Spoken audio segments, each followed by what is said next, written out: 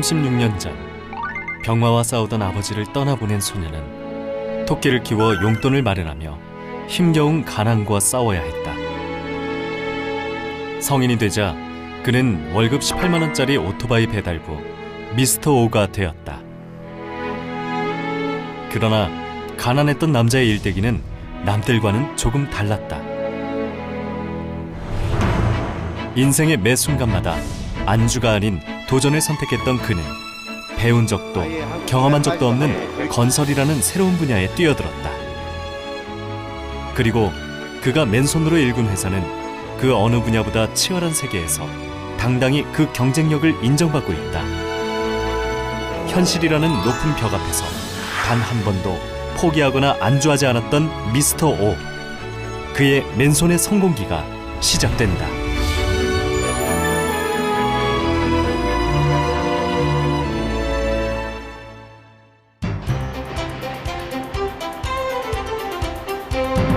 개발 열기가 뜨거운 경기도 하남 미사지구. 한강유역의 대규모 개발구역으로 기업들의 각축장이 된 이곳에서 그를 만났다. 지하 2층 바닥이잖아요. 지하 2층 바닥인데 그는 수익형 부동산의 시행과 시공, 관리를 모두 아우르는 전문 디벨로퍼의 대표이사. 회사는 최근 눈에 띄는 성장세로 수익형 부동산 업계에 주목을 받고 있다. 내년 매출액이면은 뭐 이제 건설 한 파트만 가져도 1군으로 진입이 충분히 되거든요. 그랬을 때 16년 전에 자본금 6천만 원으로 시작한 회사가 1군 회사가 된다는 자체가 보람있고 가슴 벅차죠. 1군 건설사란 전년 대비 시공능력 평가 금액이 수천억에서 수조 원에 이르는 대한민국 건설사 100위 이내의 기업을 뜻한다. 파크가 11단, 여기가 13단. 도급순위 100위권에 안정적으로 진입하는 것은 중소규모 업체들에겐 여간 어려운 일이 아니다.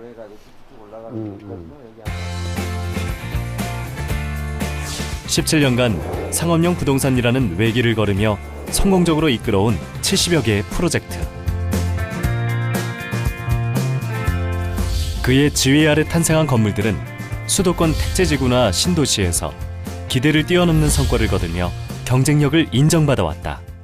아파트 같은 경우는 브랜드를 보고 사실 투자 집을 많이 선택하지 않습니까? 근데 저희 수익형 부동산은 요즘에 소비자가 옛날부터 정말 수준이 엄청 높습니다. 말로 분양하는 시대는 끝났거든요. 실제로 그의 회사가 내놓은 건물들은 최단기라는 수식어와 함께 인근 건물들보다 수개월씩 빠르게 분양을 마무리하며 완판 행진을 이어가고 있다. 준공 후 1, 2년까지 완판 기한으로 보는 수익형 부동산 업계에서 준공 전 계약률 90%라는 놀라운 기록을 세우기도 했다. 그는 자타공인 현장형 CEO, 오늘도 예외는 아니다. 그리고 저건 최이사 저기 저 등은 몇 메다지? 높이. 요게 내가 알기로는 4m로 알고 있어요. 4m 맞죠? 4m로 알고 있는데 이 공간 자체가 좀 큰 데들은 한 5m까지도 좀 시원하게 올라가는 게 맞을 것 같아요. 그래서 요 4m짜리는 좀 작은 현장, 5m는 큰 현장 그렇게 해가지고 이거 한번 기한사로 올려봐. 작은 것 하나도 놓치지 않는 매의 눈. 실제 이용자들의 편의가 수익으로 직결되는 수익형 부동산이다 보니 현장은 그에게 귀한 교과서나 다름없다. 이쁘게 잘 해놨네. 네? 네. 이거 저기 누가 이렇게 한 거야? 아니, 저희가 했습니다. 그때 뒤에 마무리가 좀 덜 된 거 마무리한 거. 덜 된 거는 안 한 거야. 하나가 틀리면 99이 틀린 거예요. 다 소용없어. 100 아니면 안 돼. 얼마나 이뻐. 비교가 되죠. 경쟁력은 큰 것에서만 나오는 게 아니다. 당연하게 여기던 것을 개선하려는 노력이 차이를 만들고 그 차이가 기업의 경쟁력이 된다고 그는 믿고 있다. 드라이 에어리어가 일반적으로는 옹벽으로 해서 한마디로 다 막히죠. 그리고 그냥 판넬 붙이는 게 일반적인데 지금 보시다시피 어떤 조형물 같이 이쁘게 디자인을 해가지고 이 상가한테도 피해가 안 되고 뭐 요 하나의 디자인을 하는데도 이게 그 경쟁력이라고 생각을 해요. 뭐 오히려 좀 뭐 대표가 직접 현장에서 꼼꼼한 지시를 내리는 건 그와 직원들에겐 일상이지만 다른 기업의 현장에선 보기 드문 장면이다. 스푼 같아. 조용물 같이 이렇게 해놓을 수 있는데 그냥. 저는 꼭 가봅니다. 혹시 그 현장이 상권 형성이 잘 안 되는 현장도 있거든요. 그러면은 1년 후, 2년 후, 한 5년 후 가보면 왜 이게 이래서 안 됐구나. 안 된 거 보고도 얼마든지 제가 배울 점이 있지 않습니까? 아산시에 위치한 한 초등학교. 그의 어린 시절 추억이 깃든 곳이다. 나무가 많이 컸네요. 이런 나무가 보기가 힘든데. 오늘 저녁엔 특별한 약속이 있다. 친구들 만나기로 했어요. 소주 한 잔 먹으려고요, 친구들하고. 그렇죠. 초등학교 때부터 친구죠. 지금 뭐 한 35년에서 40년 정도 지기죠. 사실 그에게 어린 시절은 아름다운 추억만은 아니다. 부자는 아니어도 부모님의 사랑을 받으며 부족함 없이 자랐던 시절도 물론 있었다. 하지만 제가 초등학교 한 5학년 때만 해도 어머님하고 아버님 식당 하시고 또 옛날에 지시던 농사 지시고 뭐 별 걱정 없이 그렇게 살았죠. 그러면서 이제 초등학교 한 6학년쯤이요. 6학년 때부터 아프시기 시작했어요. 갑자기 찾아온 아버지의 병과 죽음. 평범하고 단란했던 가족의 삶은 모든 것이 달라져야 했고 어린 소년에겐 삶은 힘겨운 싸움으로 변해갔다. 제가 중학교 1학년, 누나가 고등학생, 대학생. 근데 아버님 돌아가셨으니 어머님이 이제 뭐 이렇게 또 식모도 하고 일도 하셔야 되니까 또 고등학교 누나가 있으니까 둘을 자취를 했습니다. 식구들은 뿔뿔이 흩어지고 묵묵히 견뎌내야 했던 가난하고 외로운 시간들. 부모의 사랑을 받고 자라야 할 어린 나이였지만 병화는 자신 앞에 놓인 현실이 아무도 대신 해결해 줄 수 없는 스스로의 목심을 깨우쳐야 했다.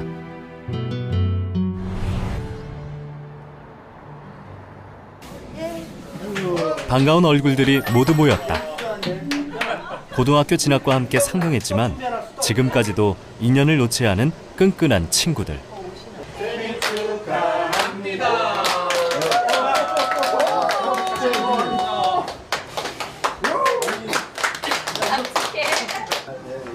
사실 고향을 떠난 이후로는 살기 바빠 우정을 나눌 친구를 사귈 여유조차 없었다.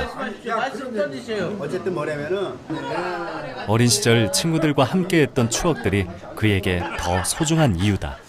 또 온다고 또 이렇게 또 맛있게 또 갈비도 또 더 맛있는 대로 준비해주고. 근데 원래 어려서부터 이렇게 그 중학교 때부터 라면 같은 걸 잘 끓였어요. 이 친구는 이제 나름 이제 부자였어요. 이 친구한테 그 오뎅을 못 얻어먹은 친구는 한 명도 없어요. 네, 아주 돈을 많이 써서 아주 착한 친구예요. 망설이 주는 거야. 우리 집 가는데 무서운 거야.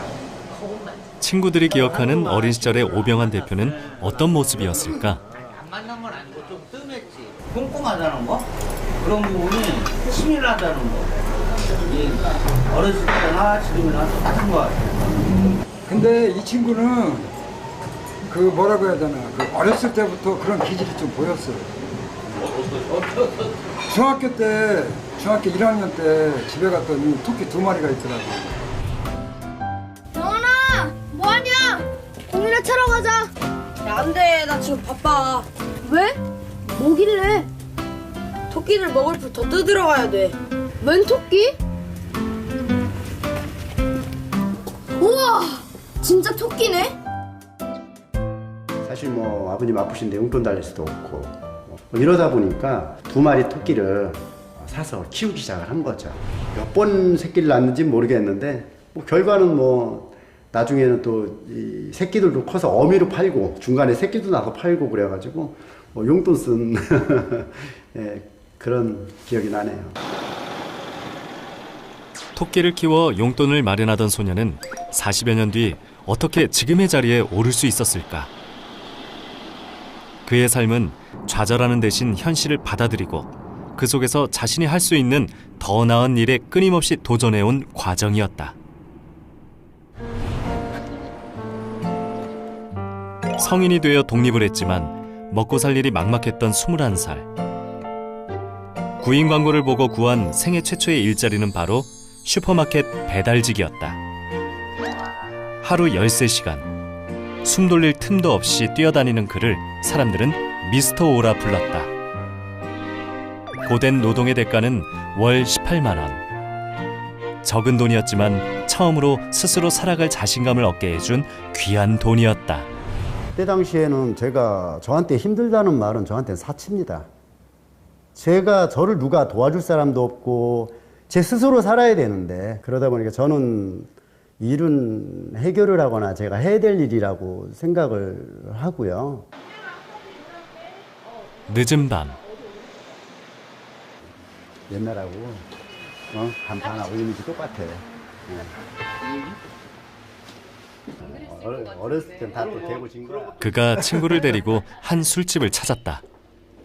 짠. 요령 없는 손님들은 처음에 와서 소주 시켜놓고 닭날개를 시켜요. 그럼 닭날개가 구는데 제일 오래 걸려. 닭날개가 보통 한 20분에서 30분 걸리거든.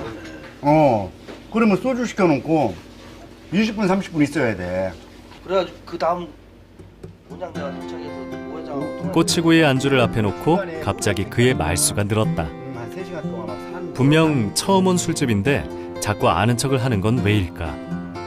사실 지금의 그가 있기까지 성공의 첫 번째 단추가 되어준 것이 바로 꼬치구이이기 때문이다.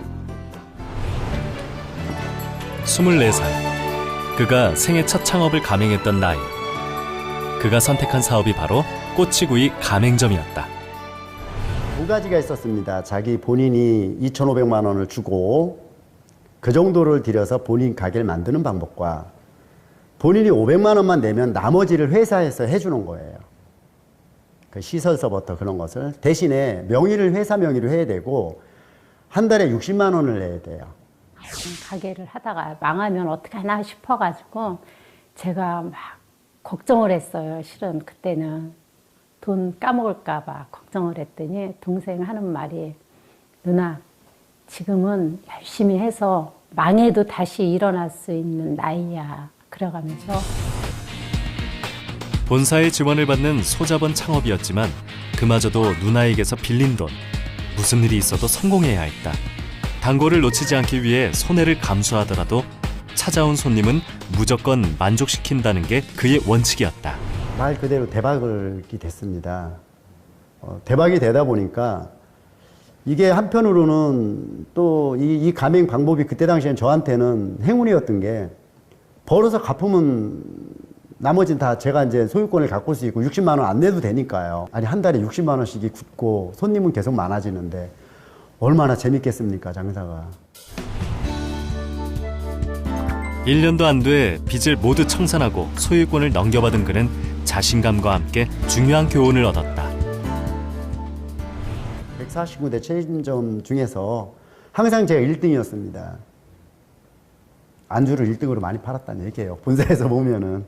그래서 그때 당시에 사장님한테 상패도 받고 금일봉도 받고 140군데 체인점 점주들 앞에서 강연을 해달래요. 말주변도 별로 없는데, 그래서 뭐 그냥 간단하게 이렇게 한 기억이 있는데, 그때의 핵심은 그겁니다. 전 손님한테 안 아꼈습니다. 27, 잘 나가던 꼬치집을 처분하고 그는 전혀 새로운 모험에 뛰어들었다. 일명 땡처리 백화점이라 불리는 유통사업은 긴 불안 끝 가격에 민감해진 소비자들을 겨냥한 것이었다. 보시면은 되게 가격도 저렴하게 잘 나왔거든요. 이게 그러나 기대는 곧 절망이 됐다. 그때는 정말 앞이 캄캄했어요. 10명이면 9명이 그냥 내려가는 거예요. 어느 손님들은 짜증을 냅니다. 지라시에 좋게 뭐 이러면 쌉니다 해가지고 지라시를 내서 일부러 왔는데 물건이 이게 뭐냐고 짜증을 내고 나가는 거죠. 유통을 잘 몰랐던 그가 지인을 통해 대량으로 사들인 물건들이 문제였다. 팔리지 않고 오랫동안 창고에 묵혀져 있던 재고품들을 떠안은 채 그는 어찌할 바를 몰랐다. 잘못된 망하게 생긴 거죠. 그게 어떻게 보면 저의 첫 번째 시련이었습니다. 그러면서 제가 막 펑펑 울었어요. 울면서 큰일 났다고. 어떻게 해야 돼. 그러면서 그분한테도 전화해서 이거 뭐 다 안 팔리는데 어떻게 하냐니까 뭐 거의 대책이 없었어요. 하지만 그는 좌절하는 대신 자신이 할 수 있는 일을 고민하기 시작했다. 자신만의 유통 경로를 뚫고 좋은 물건들을 찾기 위해 발로 뛰기 시작한 것. 갈 수 있는 곳은 모두 찾아가고 만날 수 있는 사람은 모두 만났다. 그 결과는 또 한 번의 큰 성공. 그리고 나서 6개월 차 넘으면서부터 흑자로 돌아서고 그 후로 1년 후에는 그때 당시로 그 1500cc 승용차 한 대 정도씩을 벌 수 있는 7년여 만에 매장은 처음과는 비교도 되지 않는 규모로 성장했고 직원도 나날이 늘어갔다. 성공한 삶이었지만 동시에 일밖에 모르는 삶이기도 했다. 사실 땡백화점 하면서도 너무 잘해가지고 그때 당시에 수십 명이 버는 것을 혼자 벌었으니까요. 그것을 한 7년 정도 하다 보니까 그런 생각이 들었습니다. 내가 지금 여기서 하고 싶은 것을 또 다시 도전을 않는다면은 내가 평생 이 땡백화점을 할 수도 있겠다라는 생각이 들었습니다. 평생 하기 싫었거든요. 사실 되게 힘도 많이 들어요. 힘도 많이 드는 것도 있지만은 어떤 사업을 이것보다 좀 더 나은 사업을 하고 싶었던 거죠. 그때 그의 눈에 들어온 것이 바로 수익형 부동산. 분명 낯선 세계였지만 유통업을 통해 얻은 상가를 보는 안목은 누구에게도 뒤지지 않을 자신이 있었다. 무엇을 제가 했을 때 그 자신감이 없다면은 땡백화점을 계속 했겠죠. 근데 제 자신이 있었어요. 나름대로 안전을 택했다면은 어떻게 보면 지금의 없는 거죠. 도전을 하지 않는 자는 기적을 바랄 수 없다.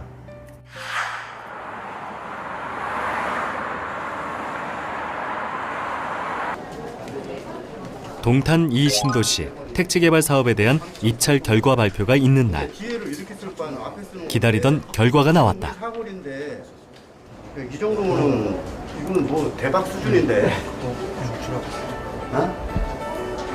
요즘에 이거 왜 이렇게 입찰이 잘 돼?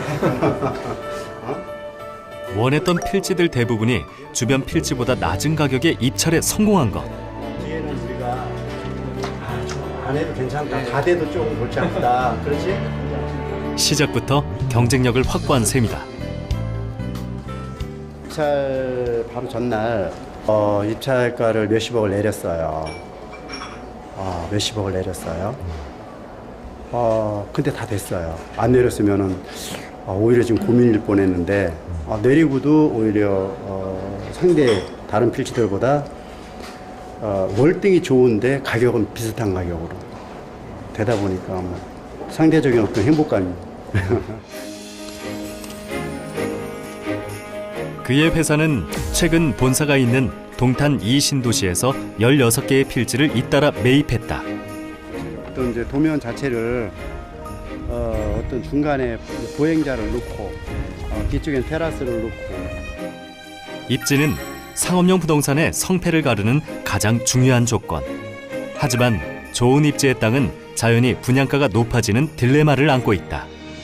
그가 지금까지 노른자 위의 땅에 가격 경쟁력을 갖춘 수익형 부동산을 분양해온 비결은 무엇일까?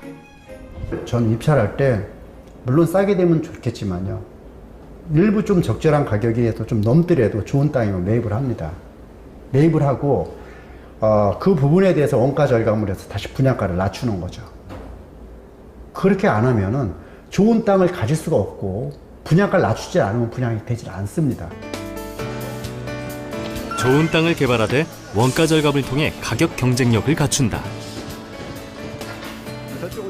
그것이 바로 16년 전 개발만을 담당하는 시행사로 부동산 업계에 발을 들여놓았던 그가 시공과 관리를 아우르는 종합 디벨로퍼로 사업 영역을 확장해온 이유다.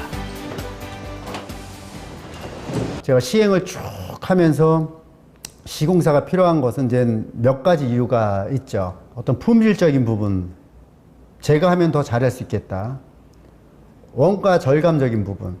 세 번째로는 제가 어떤 좀 시행이 아닌 건설인으로서의 어떤 도전적인 그런 부분이 분명히 있었습니다.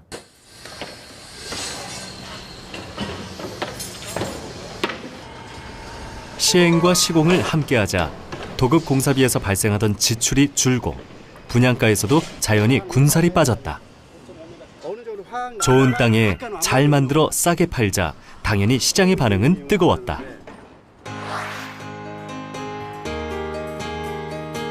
물론 시행과 시공 관리는 모두 별개의 자회사로서 다른 시행사의 시공에 참여하기도 한다.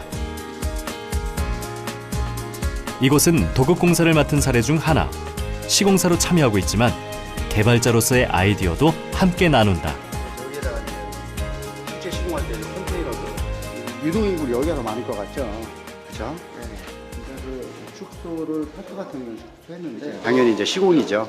시공 참여고 또 아무래도 이제 모델하우스나 분양 이런 부분에 대해서 이제 우리가 어느 정도 노하우가 있기 때문에 그런 거에 대한 어떤 서포트 역할을 하고 그냥 조금 약간 분리를 해주는 게 이제 업종 같은 경우 한계가 있다 보니까 3층 같은 경우 여기가 어떤 보행자가 아니라 도로잖아요. 좀 특이하시죠? 아주 이 일에 워낙에 열정이 대단하시고 또 아주 섬세하게 모든 일을 갖다가 여러분 직원들한테 맡겨도 될 일을 손수 모든 걸 챙겨서 일을 하시면서 참 제가 이런 수익형 부동산의 참 디벨로퍼 치고는 정말 아주 능력 있으신 분이라고.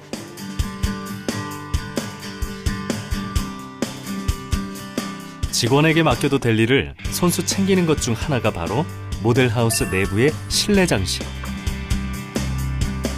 실제로 이곳의 모든 실내 장식 역시 담당 외주업체나 직원 없이 모두 그가 직접 담당하고 있다. 어찌 보면 사소한 일일 수 있는 일에까지 그가 이렇게 직접 나서는 이유는 무엇일까? 일반 업체에다가 DP 업체에다 맡기잖아요. 제가 생각하는 퀄리티가 30%밖에 안 나옵니다. 근데 비용은 200%, 300%가 비쌉니다. 오히려 절약이에요. 절약되는 거예요. 좋은 거 산다고 그래가지고 이게 돈 전체적으로 비용이 더 들어가는 건 아니에요. 그리고 이런 마감재 같은 경우에서 아끼고 그 돈 벌어서 다 어디다 쓰려고요. 줘야 내게 되는 거거든요. 충분히 소비자들이 와서 하나하나 열어보고 이런 마감재나 어떤 기본적인 이런 이렇게 어떤 기본적인 어떤 하드웨어 하나까지도 소비자들이 좋다 이런 것도 있네 오피스텔에 이 정도 고급화가 됐구나 이렇게 감탄을 해야 분양이 되지 않겠습니까? 지금 여기 같은 경우도 보시면요. 고객 만족. 24세 했던 첫 창업 이후 그의 첫 번째 원칙이자 신념이다. 그런데 이런 것 자체를 고급으로 투자를 해주면서 저희가 그만큼 회사의 어떤 브랜드 가치도 알릴 기회가 되는 거고 소비자가 마음에 들어야 다음에 또 저희끼리 팔리는 거지 소비자가 마음에 안 들으면 그건 이제 저희 회사 비전이 없는 거죠. 그러다 보니 고객 만족을 위한 투자도 아끼지 않는다. 오늘의 날씨 알려줘. 하늘은 흐리고 저녁에는 구름이 많이 끼겠습니다.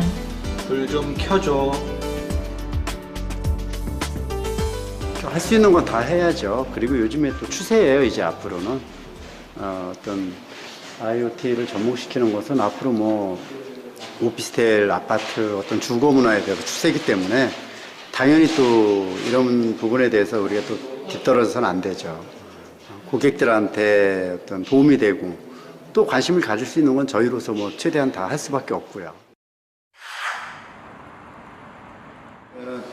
여기서도 용역은 그냥 다니고 때로는 고객을 만족시킬 중요한 사업적 판단이 작은 아이디어에서 시작되기도 한다. 좀 더 잘라야 돼. 더 잘라서 입지가 가진 조건의 한계를 극복하는 빛나는 아이디어들. 소재구를 이렇게 하지 말고 대기업들하고 해서 경쟁이 될 수 있는 건 단 한 가지입니다. 좋은 거 싸야 되거든요. 그러니까 입지, 가격, 품질 세 가지를 소비자가 눈으로 보지 않으면요. 요즘에 소비자 투자 안 합니다. 그래서 그분들의 눈높이를 낮추는 게 제 어떤 앞으로의 경영 전략이고요. 위례 신도시. 아무도 거들떠보지 않던 땅에 지은 상가를 준공과 동시에 100% 분양할 수 있었던 것도 바로 아이디어의 힘이었다. 큰 상업지가 두 필지가 입찰이 나왔는데요. 한 필지 가운데 낀 것이고 한 필지 보행자를 끼고 있어요. 그런데 보행자 저도 당연히 보행자가 좋다고 생각을 해서 입찰을 들어갔다 떨어졌습니다. 그런데 가운데 낀 게 유찰이 된 거예요. 그 순간에 무릎을 쳤죠. 내가 잘못 들어갔구나. 보행자 거리를 낀 코너 땅은 상업용 건물 부지의 정석. 하지만 양쪽 코너 땅 사이에 끼어 있는 큰 땅을 매입한 그는 부지를 2개 동으로 나누고 그 사이에 보행자를 위한 통행로를 만들었다.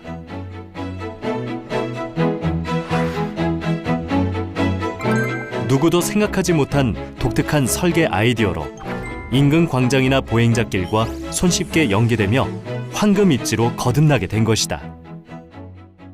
동선이라든지 뭐 분양성이라든지 접근성이 조금은 약간은 다른 데보다 떨어지는 데가 먹상가라고 하는데 혹시 먹상가가 없는 구조가 그렇다고 그래갖고 사업성이 떨어진다거나 뭐 그런 부분이 전혀 없고 고객들한테도 좋은 상품을 저희가 만들어 드릴 수도 있고 회사 입장에서도 적정 수익을 나올 수 있는 최적의 설계 상품이 나오게 된 겁니다. 사용자의 편의를 위한 아이디어들도 실제 입주자들에게 큰 환영을 받고 있다. 각종 학원들이 입주해 있는 상가 건물. 이 지역에 초등학교, 중학교, 고등학교가 아주 많아가지고 이 건물에 학원들, 체육관, 학원, 영어학원, 수학학원, 그 다음에 발레, 그 다음에 피아노라든가 학원들이 아주 많이 들어와 있습니다. 난 여행가가 되고 싶어. 소수의 인솔자가 여러 아이들을 한 번에 이동시키는 일은 언제나 혹시 모를 위험을 동반한다. 하지만 이곳에서는 아이들이 주차장 입구에서 기다리는 차량에 안전하게 승차할 수 있다. 뭐 산만한 애들 많잖아요. 사고 위험성이 굉장히 많거든요.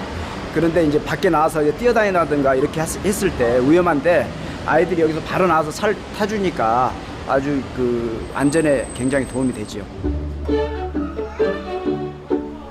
바로 어린이들의 안전을 고려한 학원 전용 승합차 주차 공간 덕분인데 작은 아이디어 하나로 주차장의 무질서와 안전사고를 줄이는 획기적인 효과를 가져왔다. 빌딩 옥상까지 엘리베이터를 설치할 수 있도록 법이 개정된 이후로는 옥상을 더욱 특별한 공간으로 만들기 위한 아이디어들도 다양하게 채택하고 있다. 건물 옥상에 조경을 설치해 만든 정원도 그 중에 하나. 옥상층까지 어떤 엘리베이터를 연결해서 홀을 만들어 줌으로써 아주 정말 편하게 우리가 식사하고 뭐 와서 차 한 잔 마실 수 있는. 쓸데없이 낭비되는 돈에는 칼같이 냉정하게 판단하되 고객을 만족시키기 위한 서비스에는 절대 아끼지 않을 것. 그가 청년 시절부터 사업을 통해 배운 한결같은 교훈이었다. 지금 제가 뭐 이게 엘리베이터 올리고 이런 부분으로 해서 어떤 건축비 이런 부분에서 인력식도 들어갑니다. 때에 따라서는 인력식도 들어가는데 그 부분은 저희 고객에 대한 회사 이미지에 대한 투자죠.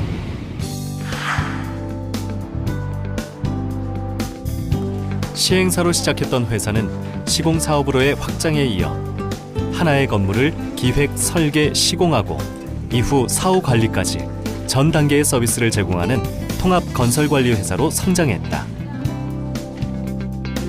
협력 업체들과의 현장 설명회가 있는 날, 현장 설명회는 그가 창업 이래 단 한 번도 빠지지 않고 직접 참석하는 중요한 자리다. 컨디션이 돼야 일을 드릴 수 있으니까. 그렇다고 게임 안 드린다는 거 아닙니다. 열심히 하고 인정 플레이니까. 자, 수고하셨습니다. 현장이 시작해서 끝날 때까지 저희 같은 협력업체들은 대표자 얼굴을 거의 못 보고 끝나는 경우가 거의 대부분이에요. 근데 뭐 직접 이렇게 대면하면서 말씀 나누고 믿음을 주시고 어려운 점 이렇게 청취하시고 하는 거는 저희한테는 굉장히 큰 힘이죠. 오늘 또 현설하는데 회장님이 앉아 계시잖아요. 이런 회사 없습니다. 그만큼 철두철미하시다는 얘기예요. 근데 제가 분석을 해놨는데 이어진 회의에서 그가 강조한 건 역시 협력업체와 끊임없이 소통하고 관리하는 것. 협력업체와의 상생이야말로 기업에 보이지 않는 경쟁력이라는 것이다. 공정별대로 5군데 정도의 협력업체는 제가 좀 이렇게 꾸준하게 관리를 하면서 같이 어떤 상생할 수 있는 그런 방향으로 하고 있습니다. 그러다 보니까 올 작년 일을 하나도 못한 협력업체들이 있는 거예요. 그래서 이번에는 그런 업체 위주로 좀 일을 주려고 한번 생각합니다. 하지만 그에게도 협력업체들과의 관계가 어려움에 빠졌던 시기가 있었다. 인천 청라의 한 상업지구. 지금은 부동산 열기가 뜨겁지만 2008년 청라가 미국발 금융위기로 휘청거릴 때 그 역시 어려움을 겪은 수많은 디벨로퍼 중 하나였다. 사실 이 건물에 학원만 뭐 지금 20몇 개 들어가 있고 뭐 꽉 차서 장사들이 이 일대에서는 뭐 제일 잘 되는 걸로 알고 있어요. 대단위 아파트 단지의 코너.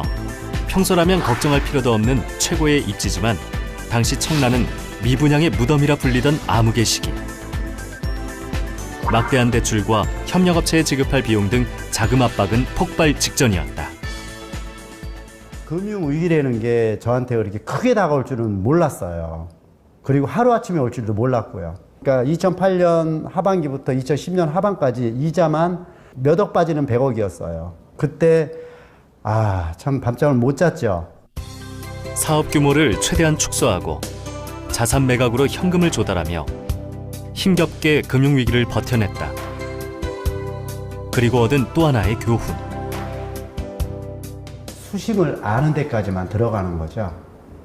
발에 쥐가 나거나 뭐 힘이 들거나 또 하면은 일어나면 되지 않습니까? 근데 수심 모르고 들어갔다가 다 잘못되는 경우들이 있거든요. 힘들고 어렵게 여기까지 왔는데 이 자체에 대해서 제가 얼마나 더 수익을 내냐 보다도 먼저 기업이 존재하는 게 저는 우선이라고 생각을 했습니다. 협력업체와의 100% 현금 거래. 약속된 기간 내 지급을 무엇보다 중요한 원칙으로 삼고 지켜온 오병환 대표. 스스로와의 약속이 어느새 신념이 되기까지 고난을 함께 헤쳐온 협력업체들이 있었다. 분양 시장이 조금 어려워가지고 이 작업자들은 일을 시키면 돈은 나가야 되고 분양은 안 되고 그러다 보니까 좀 굉장히 어려웠죠. 여유 자금 확보가 어려운 소규모 업체들은 작은 위기에도 휘청거리곤 한다. 금융위기 당시 서로의 고통을 분담한다는 것은 협력업체로서는 회사의 사활이 걸린 어려운 결정이었을 것이다. 서로에 대한 믿음이 없었다면 불가능했을 일.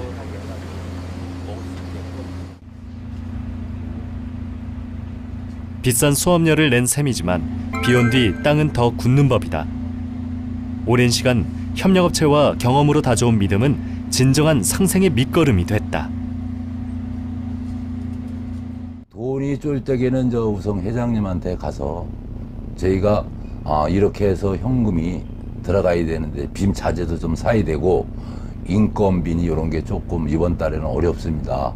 형편 내시면 값을 조금 신청합니다. 그러면은 바로 결정입니다. 그냥. 때론 약속을 지키기 위해 손해를 감수해야 할 때도 있다. 하지만 사람의 마음을 얻어야 가질 수 있는 신뢰는 무엇과도 바꿀 수 없는 값진 열매가 아닐까.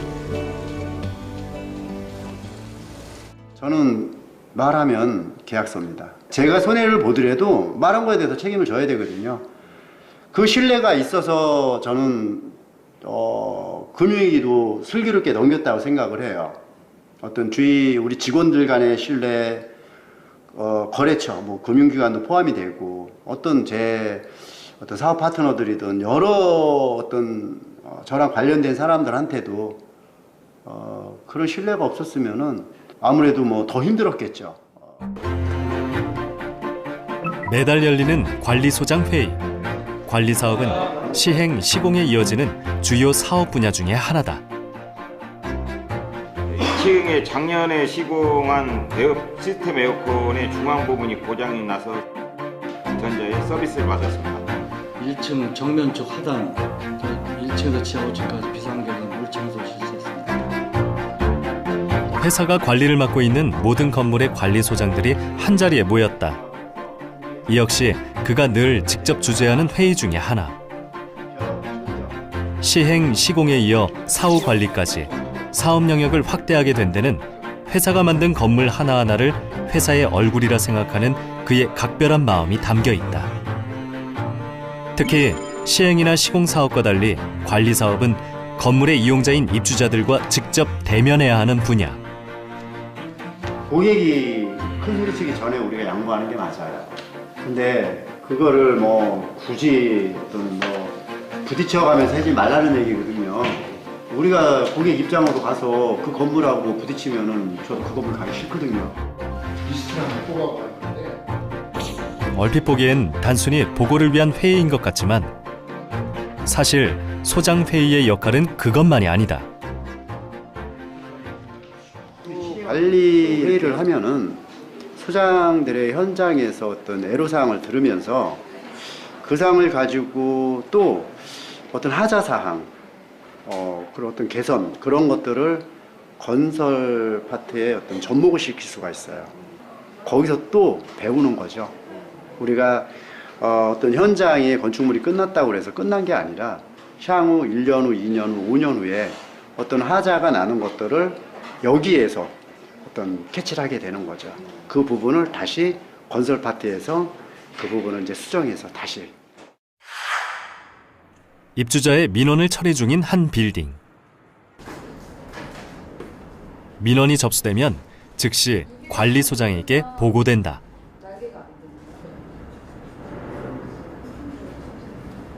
제가 에어컨을 계속 안 틀어놨어가지고요. 몰랐는데 이제 6월 초에 딱 틀었더니 물이 이렇게 떨어지더라고요. 이게 말씀한 대로 한번 예술나 샌다 해가지고 좀 교체를 했어요. 그래서 그 부분을 다시 한번 부장님이시거든요. 다시 한번 체크 좀 해볼게요. 여기 배수 펌프라고 있어요. 민원 처리 과정에서의 갈등은 이곳에서는 보기 드문 일이다. 항상 건물을 짓다 보면 하자가 발생하지 않을 수는 없고 가장 큰 문제는 대부분은 하자를 잘 인정하지 않으려고 그래요. 일단은 금전적 문제가 발생되다 보니 그러나 이제 같은 경우는 다 통합 콘솔하기 때문에 그런 부분에서는 실질적으로 하자가 발생한다라고 한다면 또 하자가 아니더라도 민원상 이게 좀 처리의 조건이 된다. 그럴 때는 이제 직보로 해서 바로 일사천리하게 처리되는 그런 장점이 있습니다. 시행과 시공, 관리 시스템이 유기적으로 연결돼 입주자의 만족도를 높이는 것 외에도 이곳에는 또 하나의 자랑거리가 있다. 저도 여러 군데 다녀왔지만 보통은 어떤 미화대이시라든지 이런 부분을 별로 개의치를 않습니다. 항상 설계에서 짜투리가 결국 이제 그분들의 휴식 공간이 되는데 휴생 같은 경우는 그런 부분에 대해서는 미리 아예 설계 시부터 미화대기시라는 부분을 아예 구입을 해요. 처음부터 관리 직원들을 위해 설계된 전용 공간. 점심시간에는 남녀 직원들이 모두 모여 함께 식사를 준비해 먹고 충분한 휴식 시간을 가진다. 유독 관리 미화 인력들의 처우에 각박한 사회에서 좀처럼 보기 힘든 특별한 장면이기도 하다.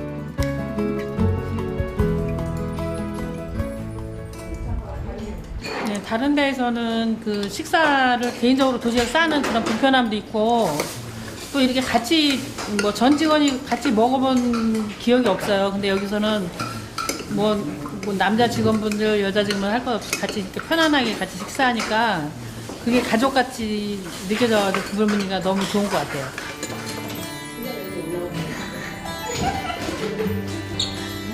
누군지 싫은지.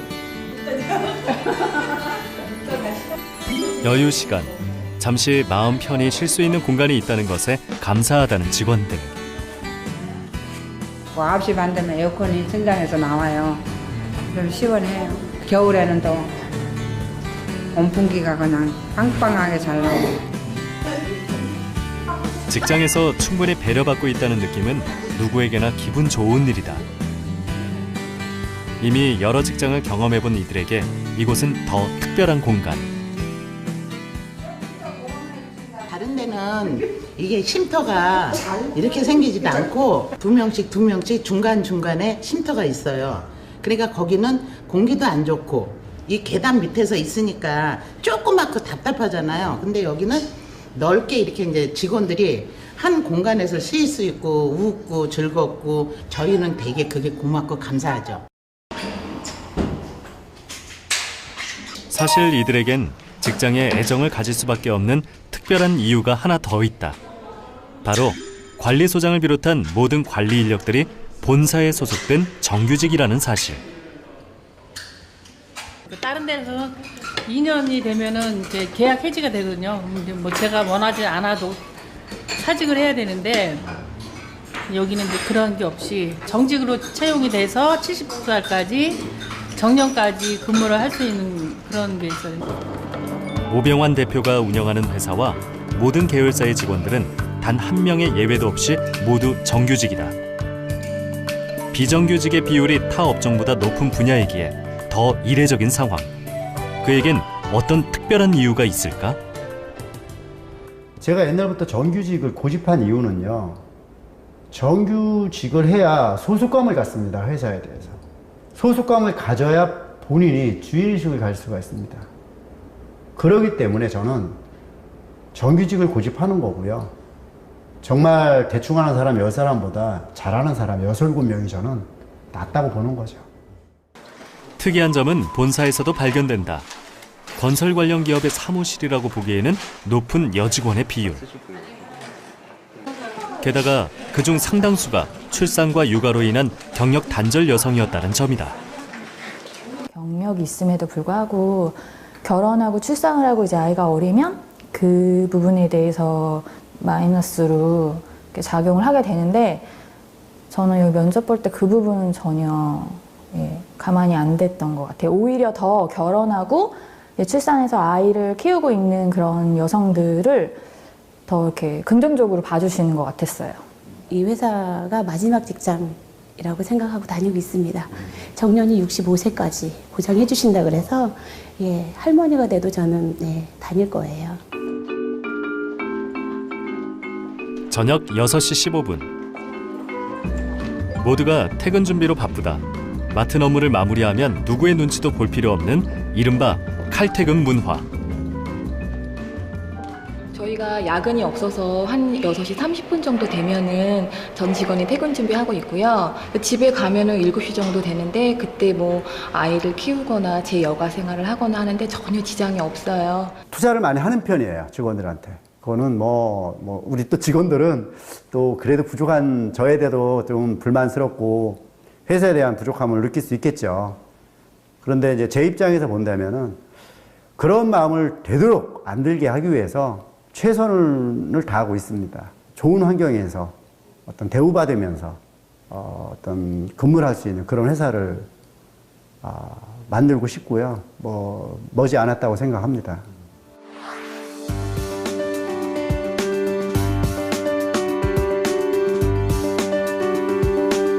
바다 건너 제주도에서 그를 다시 만났다.